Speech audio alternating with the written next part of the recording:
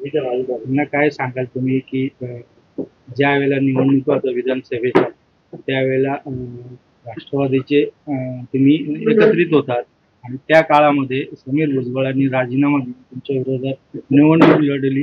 ही राजकीय स्टंट होता की काय होतं, काय वाटतं तुम्हाला? याच्यामध्ये मी आपल्याला आपल्या माध्यमातून सर्व महाराष्ट्राला सांगतो की समीर भुजबळ याने मुंबई अध्यक्षपदाचा राजीनामा आणि राष्ट्रवादी पक्षाच्या सदस्याचा राजीनामा तो आदरणीय अजितदादाकडे दिला होता आणि माझ्या माहितीनुसार अजितदादांनी तो स्वीकारला होता आणि तो मंजूर सुद्धा केला होता. कारण आमच्या महायुतीची पॉलिसी होती की जोही अपक्ष राहील किंवा जो युतीच्या विरोधात काम करेल किंवा युतीच्या विरोधामध्ये उमेदवारी करेल त्याची त्या पक्षातून हकालपट्टी केल्या जाईल.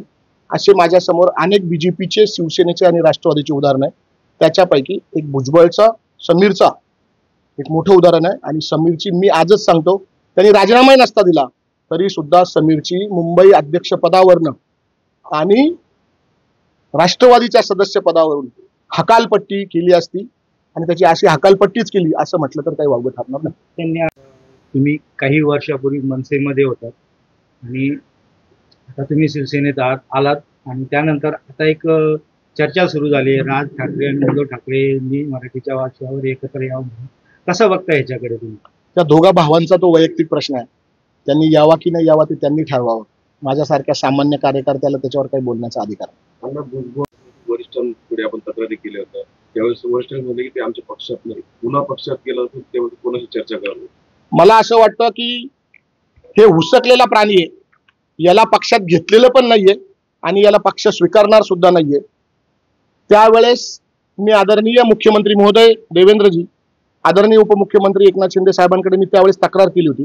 त्यावेळेस माझ्या समोर अजितदादांना त्यांनी विचारलं होतं. अजितदादांनी आम्हाला असं सांगितलं होतं की मी त्याची पक्षामधून हकालपट्टी केलेली आहे, त्यांनी दिलेले राजीनामे स्वीकारलेले आहेत.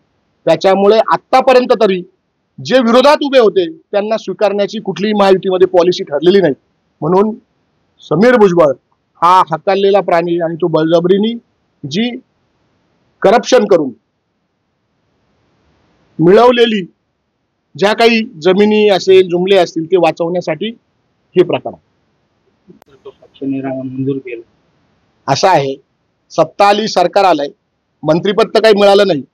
आता ईडीतून कसं वाचायचं, सीबीआय मधून कसं वाचायचं, त्याच्यानंतर अँटी करप्शनच्या सगळ्या ह्या जे उद्योग केलेले आहेत, घाणेरडे उद्योग, जे गोरगरिबांचे पैसे आपण त्याला काय सांगू, चोरले म्हटलं तरी चालेल, ते पैसे कसे जिरवायचे.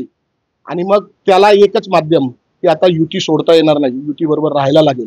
म्हणून मला वाटतं की करप्शन करून जे पैसे कमवलेले आहेत ते पचवण्यासाठी आता ही आपण त्याला काय म्हणू शकतो मराठीमधून, दादांच्या पुढे पुढे करणे, दादांची हाजी करणे आणि मग युती बरोबर थांबणे आणि आहे ते वाचवणे, हाच एक पर्याय. म्हणून मला असं वाटतं की आपण एखाद्याला हुसकतो तरी ते आपल्याकडे येतं. म्हणजे हे हुसकलेला, लाचार असलेला हा प्राणी आहे.